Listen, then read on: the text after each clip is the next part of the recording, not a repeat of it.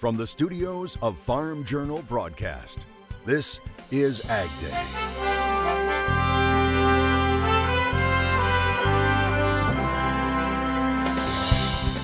Coming up on AgDay, protecting livestock health by going high-tech. See a first-of-its-kind program. The saying, don't know what you got till it's gone, is pretty much true. Some livestock producers are finding not much left in the flood zone in the heartland as the flooding makes its way downriver. I've never seen it like this before, and it's terrifying. AgDay, presented by the all-new Chevy Silverado, the strongest, most advanced Silverado ever. Good morning, I'm Clinton Griffiths. The Mississippi River at the Quad Cities in Iowa and Illinois reaching a new record high. It's disrupting efforts to move ag product on the river. The situation's so bad, the CME says it's affected corn and soybean shipping stations. It says the shipping stations are unable to load due to high water levels and flooding. Now take a look at this video shared by the U.S. Army Corps of Engineers on Facebook.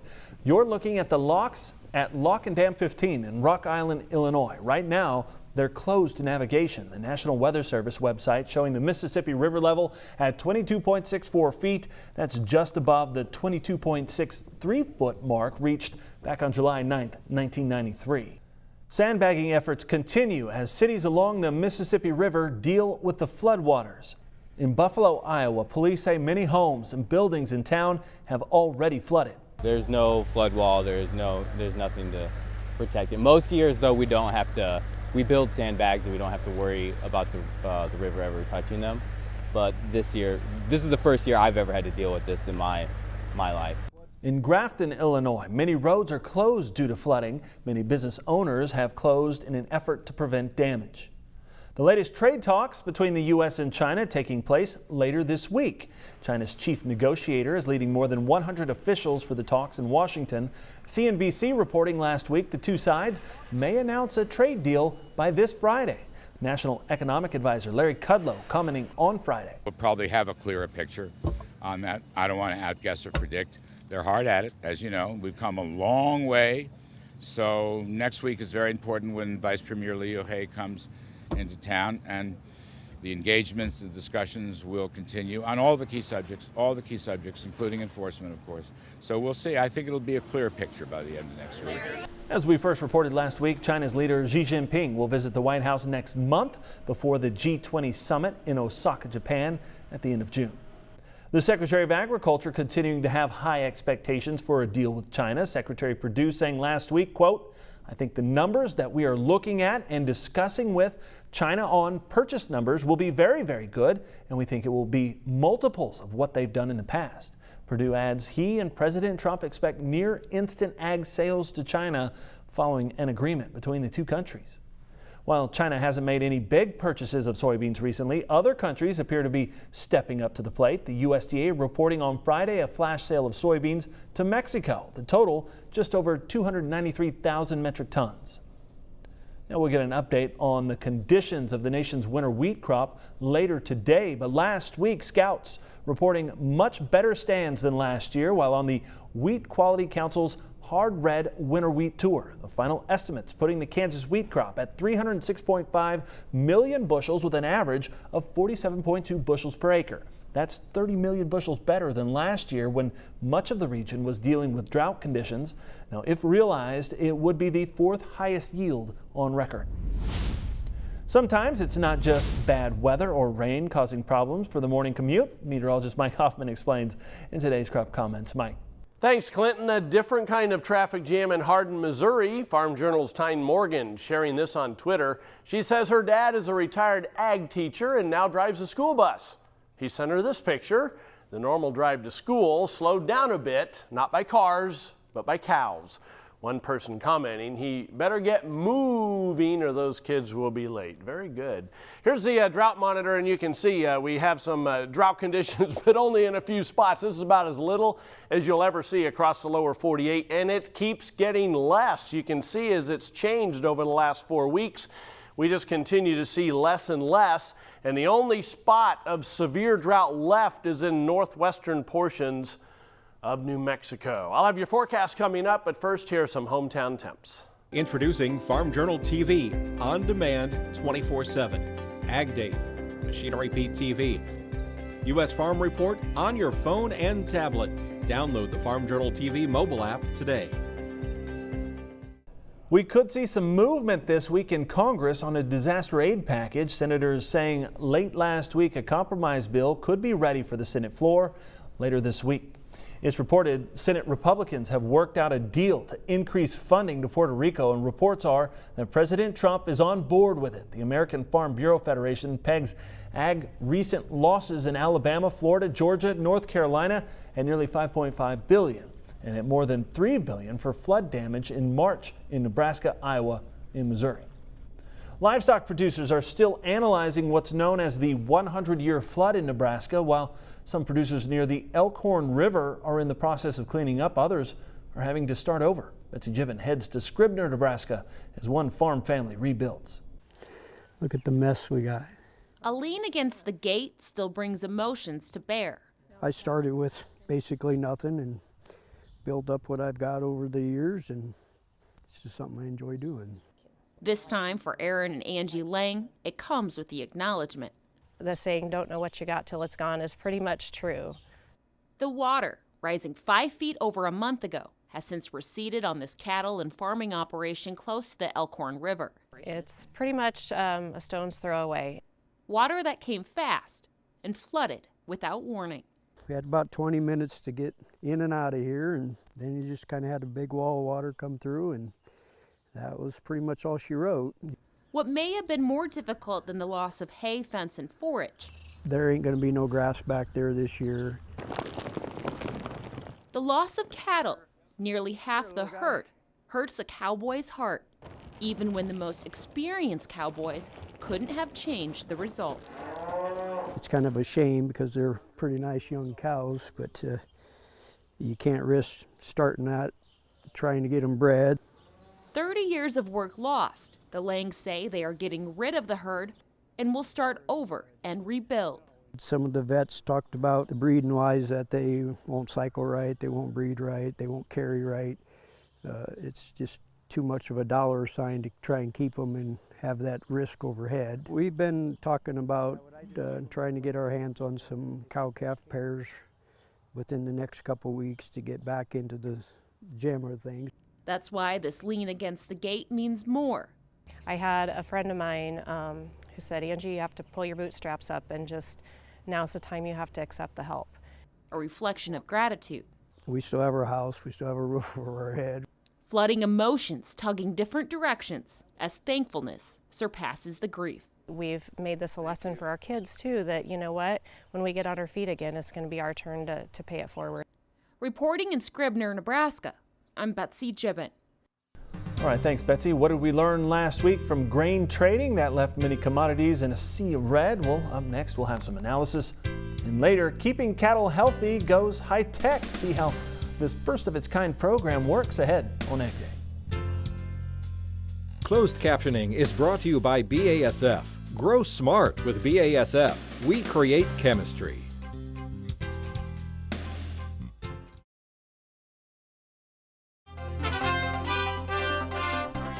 Hiring jumped in April as employees added 236,000 jobs. The Labor Department says the unemployment rate fell to a new 5-decade low of 3.6%. Soybeans starting out with a bit of a rebound on Friday thanks to the sale of those soybeans to Mexico. Here's the latest from the CME. Today in the grain market, let's start with soybeans. They did firm up somewhat. They kind of were trading on both sides of the market. There is some consolidation to finally end the week, but the market is still a little bit soft. That bad weather has traders concerned about higher acreage in the soybeans, and you know, it's been down 5 days in a row, and it's really difficult to say, and there's going to be more rain coming over the next couple of weeks, so we're not really sure about how it's going to affect these markets. Corn's been a little bit mixed. It's closing up for the week, so it's firming up a little bit. Futures seem to have found a secure bottom. This wet weather is sure limiting the planting, and the expectation that some of these acres are going to go to soybeans really helps the market a little bit. The wheat is a little bit lower as well. The shipments still are behind on the USDA forecast. Welcome back to AgDay. I've got Steve Georgie of Allendale and Mike North, Commodity Risk Management Group. All right, guys, let's talk about what we learned last week. And Mike, we'll start with you. What did you learn last week from the markets? Well, it's wet and getting wetter, and the market's growing concerned about that. A little bit of an uptick in corn as we entered the month of May, some more downside pressure on beans. That kind of sets the stage and the tone really as we go forward. Everyone's going to be watching weather and to see what kind of soil moisture we end up with as we get into these first couple of weeks of May. And that really is kind of the setup. That's certainly what we saw last week. Now the question will be, can we continue those trends into the coming week? Okay. Because that really should be in play if all things remain constant. Yeah, and Steve, as we look at this week, we expect a USDA report. What can we expect from that thing? You know, I think what you expect, two things. They're going to probably end up kicking the can here on new crop numbers. Okay. But I think some of the focus we also need to look at is old crop. We've been missing export sales, and so there may be some adjustments there. We may go from a 2.1 billion carryout. It may not increase a lot, but to say that crop's going to get smaller is very hard too. And so when you look at this, don't expect to see a lot of surprises out of this report. I think the bigger surprises could come further on if we continue to have weather problems or whatever it is. Those scenarios can shift. But on this report, I think it's still a little too early to expect any kind of big shift. All right. Gimme, what would you be doing this week? What are you watching to be prepared? Well, we'll be watching the report for sure. We'll be watching weather forecasts. You know, we'll be certainly watching fund activity in the marketplace. All of those will be real good indicators for what we should take into the coming week. But, you know, reality is you got to watch the mentality and how that's moving through the market. This becomes a behavioral science of sorts as we go into these coming days. And I think farmers, too, should check their own, you know, behavior and emotions right now. Be ready to take some action if we get a rally. Get some sales made, get some puts bought, you know, start working on how you manage some of these price opportunities as they come around. Yeah, opportunity, take advantage of it, right? That's always the key. Appreciate you both being here. We'll be back with more Ag Day here in just a minute. Cut through the uncertainty in the markets. Give Mike a call at 608-764-0012. To talk to Steve Georgie one-on-one, call Allendale Incorporated at 800-262-7538 or head online to allendale-inc.com.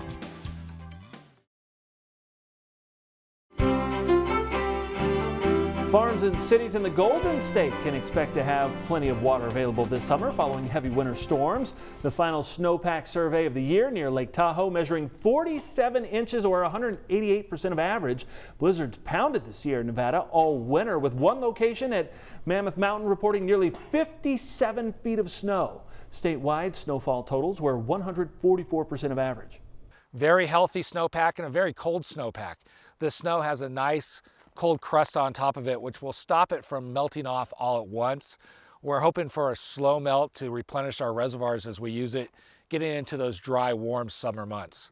Meteorologist Mike Hoffman joining us now. And Mike, California not getting a lot of rain this week, but boy, the middle of the country is. Just continues, and we see some more systems still coming across the country this week, unfortunately. But here's the rainfall that we've seen over the past week, basically from the previous Saturday to this past Friday. Now, this is estimated from all the radar sites across the country, but boy, you can see just the middle sections from Texas on up into the southwestern Great Lakes.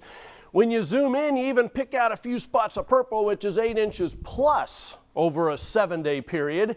But the yellows and oranges and reds are all 2, 3, 4, 5 inches of rain over a week period. I mean, these are just awful conditions to try to get into the field, and this stretches off to the northeast, really from the eastern half of Kansas, most of Missouri, much of northern and central Illinois, even southern Illinois getting a little bit, and this time it cut across northern Indiana and southwest Michigan with some of those heavier amounts. Here's the jet stream as we head through this week, and this isn't what you want to see. I mean, you don't want to see a slow-moving upper level low pressure system or trough moving through the southwest, because guess what? All that moisture comes up into the middle of the country once again. There's Wednesday. It is kind of a split flow, so northern area is going to stay in that cooler, drier air the way it looks.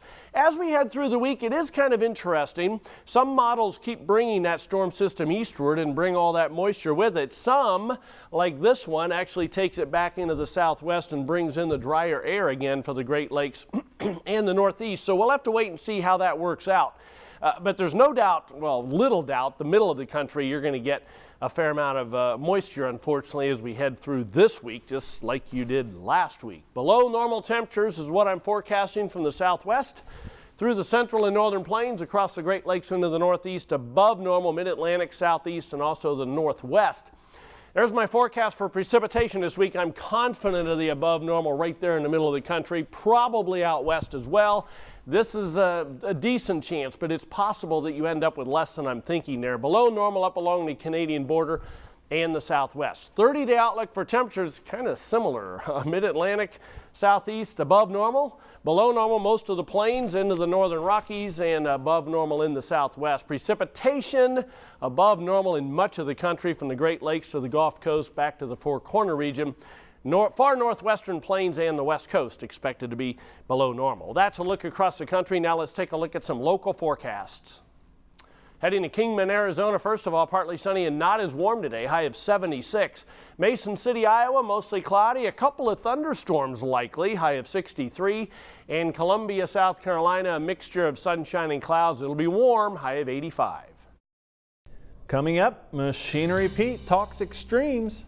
Hey, stay tuned, folks. Coming up, I'm going to tell you about a really good buy at auction I saw in Texas last week. AgDay, brought to you by Prosaro Fungicide from Bayer.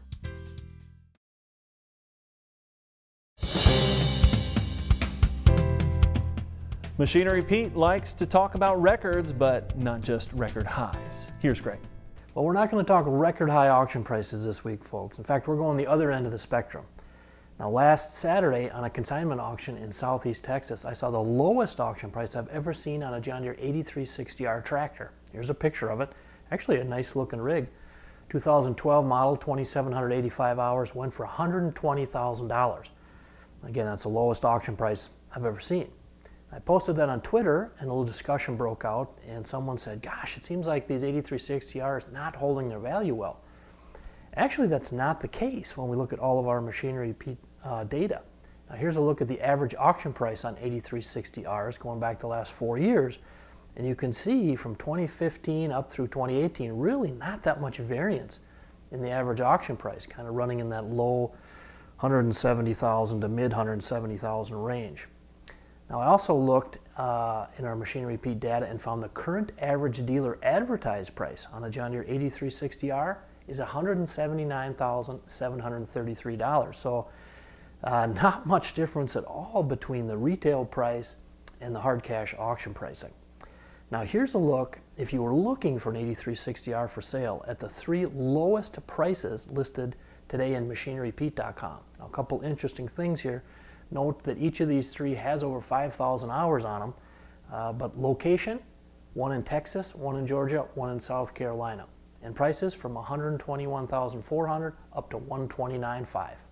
We give you an inside look at a first-of-its-kind program that could help prevent disease outbreaks next. Closed captioning is brought to you by BASF. Grow smart with BASF. We create chemistry.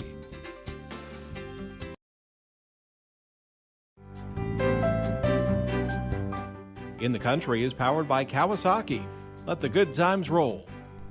A new program could help make for an even healthier national cattle herd. The first cattle trace pilot program in the U.S. has started in Kansas.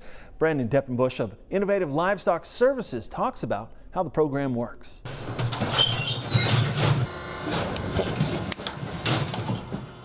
So the end goal of the pilot project is simply to be able to use those 55,000 tags, tag animals at different segments in the industry, be able to have enough information that flows up into our third-party database, that information that we can do mock tracebacks on those animals to demonstrate the effectiveness of our disease traceability infrastructure. Again, with the long-term goal that this would be the foundation for a national ID system. So the technology is really phenomenal that we'll be able to see. So we have readers options where it's in an alleyway. The other option that we have is at the restraining facility where we doctor, where if we have to doctor an animal that's sick or whatever, we have a reader that's located there. The third option would be is we actually have a handheld reader, and it'll just pick up all those tags. Probably the biggest benefit of our pilot project right now, Cattle Trace, is that we're building it on our terms, being proactive, industry-driven, industry partners being involved. We have a seat at the table, and we're going to build it that's going to work for us and be proactive and be able to do it ahead of a disease outbreak. All right, and that's all the time we have on this Monday morning. We're sure glad you tuned in, spent part of your week with us. From all of us here at AgDay, I'm Clinton Griffiths. Have a great day.